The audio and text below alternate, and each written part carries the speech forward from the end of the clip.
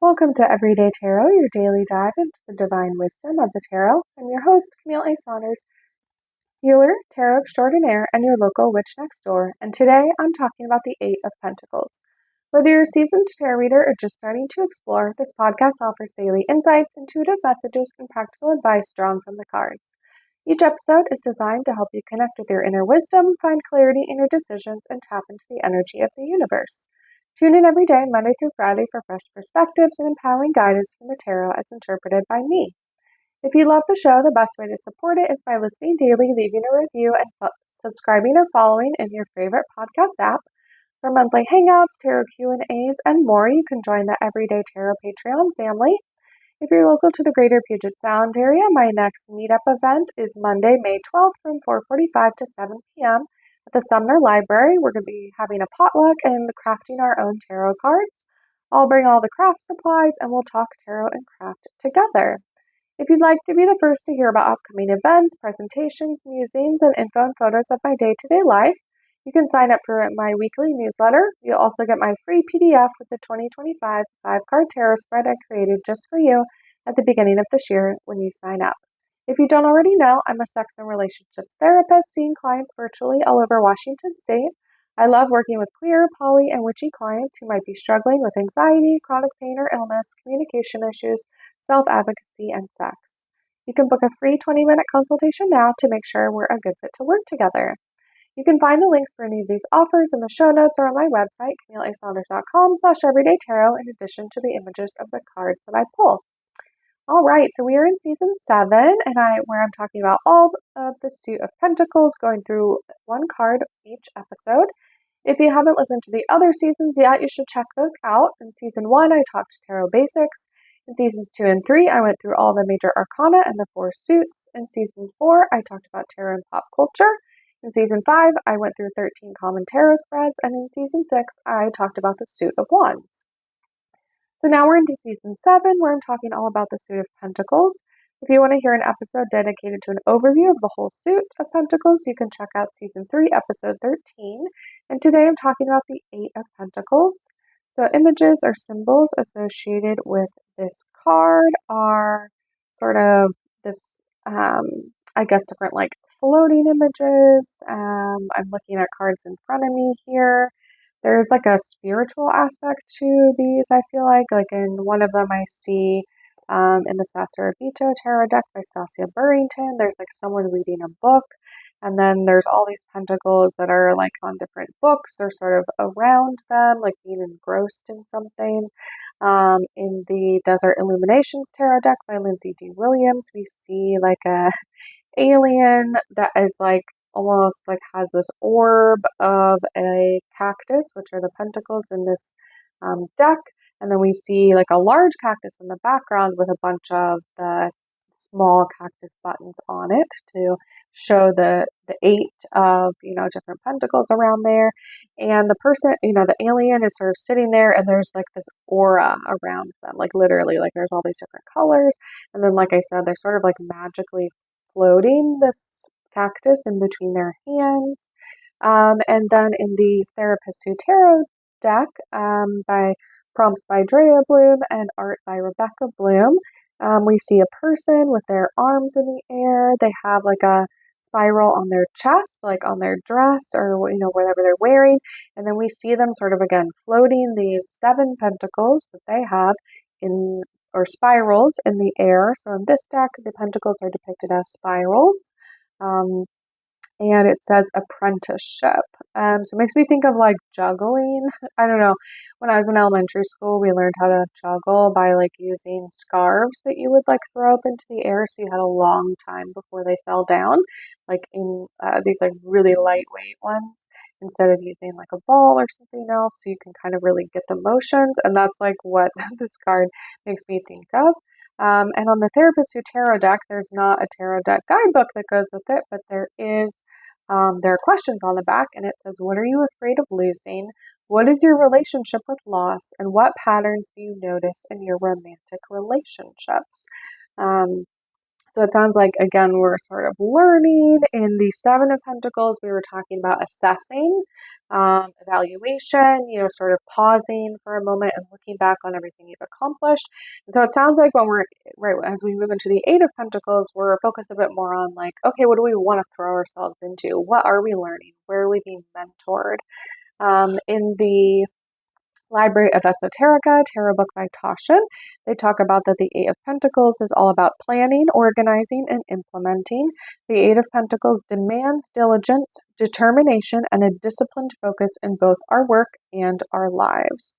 So again, there is this like diligence, determination, discipline, where again, moving from the Seven, where we were preparing, in Eight, we're planning, right? We're organizing, we're putting things on the calendar, we're thinking about all the small details, we're determined to meet our goals, we're going to have focus in our work, right? We're going to have discipline in our lives. And again, if you think about juggling, right, it takes a lot of discipline if you're going to juggle 7 spirals, as my card depicts here, in the air. And then again, one of the other cards is like a person reading a book and then they're also sitting like on a stack of books. And perhaps the alien in the Desert Illuminations card, right, is sort of focusing on how do I get this thing to float? What do I do with this energy? Like, how do I do different things in the world with my energy?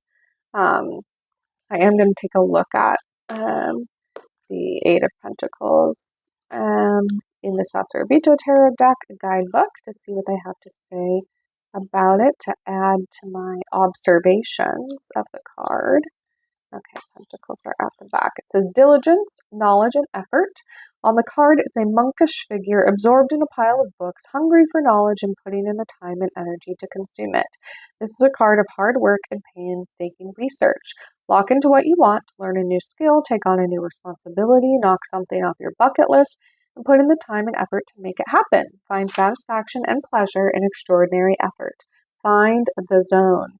This is the time for painstaking, hyper-focused, taking great care to pay attention to detail. The hardest part is just starting. It says set a timer and study, work, explore for just 15 minutes to start. They say, I find that motivation doesn't just happen. Once the work begins, then the motivation comes. So we're trying to figure out, right, where our motivation is to, what are our goals? How do we, actually move towards them? Where do we put our focus, like I said? So in the Desert Illuminations Tarot deck guidebook, they talk about the Eight of Cactus. And again, cactus is how the pentacles are depicted in this deck. It is deep inside a hidden canyon at twilight, a mystical and skillful extraterrestrial is glowing while harnessing the power of a cactus. They're infusing each piece before distributing them to open-minded individuals. A UFO hovers close by in the sky to support the being and oversee its work. The Eight of Cactus is about learning and mastering skills. You can meditate on this card when you need to gain more focus on your work. Life is all about constantly improving on learned skills. Even experts in their craft have something new to learn and have moments when they need to be humble in their trade. Be careful not to get too caught up in perfectionism because this can lead to disappointment, toxic competition, and a negative outlook on your goals. Embrace what is imperfect about yourself, and this will help you continue to be an open-minded student. Right, so we're in this learning process. We're not there. We haven't achieved it, right? I mean, really in learning, there's rarely, 100% completion or achievement. I'm going to pull out the Tarot and Astrology book by Karine Kenner and take a look at the card in there. So we're looking at the Eight of Pentacles. All right, and it says the Eight of Pentacles here is associated with the Sun and Virgo. And if we think about it, Virgo is also an earth sign. So last episode with the 7, we talked about Taurus as an earth sign. So Virgo is another earth sign. The sun enlightens everything it shines upon, including the Virgo stonemason at his workbench. Like the Hermit, its major arcana counterpart, Virgo is diligent and persevering, devoted to his craft and dedicated to perfection and true to his word. The sun enhances all of these qualities. It makes the apprentice even more conscientious, detail-minded, and meticulous. The sun provides a cosmic boost, an influx of energy, opportunity, enlightenment, and optimism. I feel like that's what we're seeing in the Desert Illuminations card, this like optimism or the cosmic boost, right? The Golden Dawn designers of this card call the Sun in Virgo the Lord of Prudence because it depicts the virtue of dedication, sound judgment, and appropriate behavior. In a tarot reading, the Eight of Pentacles often represents a high-level apprenticeship, the ability to sell one's services, and an opportunity grow to develop through work and service. The young man in the card is literally making money in the sort of original card. So pentacles are often associated with also called coins. And so I guess in the right in the Golden Dawn card or in the Rider-Waite-Smith card, it shows like a person where they have like pentacles made, and they're quite large. They look like, I don't know, paving stones or like things you would step on. But they're actually like in the process of like, with a chisel or, however one makes a coin in the old times. They're out here like on their workbench making a coin. So, right, they're literally like creating the money. They're creating the thing that they're going to like benefit from. All right. So, in the Fearless Tarot book by Elia Adam, they talk about that the Eight of Pentacles is about meaningful work, right? Representing, immersing yourself in your work that gives your life meaning, right? Giving 110% to the things in front of you, giving your best effort, being confident in your abilities. It says, do you truly appreciate the work you do? What skills are you honing each day to improve your life? Is it time to stretch yourself past your comfort zones toward fulfilling work? The craftsman on the card busily inscribes his pentacles, symbols for manifestation, with a hammer and a chisel. Hammers represent focused power and accuracy. They channel energy toward their target. We've all heard the phrase hitting the nail on the head. The craftsman loves his work. He provides a means of focusing his powerful creative energy. Being fully engaged in the work that you do is very empowering. It transforms your energy from being reactive to proactive. Your job is not merely a means of making money. The skills you are mastering connect you with society, which provides you with a platform to improve it. This allows you to put your own unique stamp on the world and to change the energy of your environment. How are you improving your world with the work that you do, and are you making it a better place? So, right, it's not just about doing the work, it's doing it to the fullest extent, doing it in a way that actually centers your values and the things that are really important to you in life, not just doing work to, get things done or things like that. But really, like, when we talk about like the work, like life's work, like what are you doing here? What are you meant to do in this life? What are you dedicating yourself to? What are you hammering away at, right? Metaphorically, or maybe literally creating, like what is it that you want to bring? Um, and also, right, we think about the repetition of creation, right? When we look at this card, there's not just one pentacle, right? There's all of these pentacles. They've made all these things, they've created, they've honed the energy, right? Maybe the eighth one it looks a lot different than the first one does, right? There is this level of like through repetition, we can get more into the process. It can be very nice sometimes to create a bunch of the same things. That can be like a meditative process. And also sometimes, right, working can be this way of avoidance, maybe of the things that we really want to do, the things we're scared to do, the things that are risky or vulnerable. I talked about in the Seven of Pentacles, right, that we're asked to assess and evaluate where we are and if we want to continue forward. Right, in this card, it's about, okay, you're continuing forward, but the things that are actually meaningful to you, and maybe that's not what you were doing before. We can have that anxiety or grief or self-doubt come up that, right, really maybe get us to just want to continue on with what we're doing, right? It can be very challenging to push ourselves, to grow, to do something scary, to put ourselves out there, to potentially fail right in front of other people, or, our version of failing. I don't think there's a lot of actual failing in life, but it's all a journey. But it's right. We have to think about how important are the goals and the vision to you. What is worth putting on the line? to meet that goal. And like, if you don't really feel that way, if there's not a lot that's worth it, then maybe the goal isn't worth it. Yeah, we have to figure out what's actually worth pursuing. And often that journey is like long, arduous, uncertain, repetitive sometimes, right? I know doing a podcast, right? I'm on episode 87. It is repetitive. There are aspects, right? Right, there are intros, there are aspects that do feel very like, oh, I'm just doing the same thing again.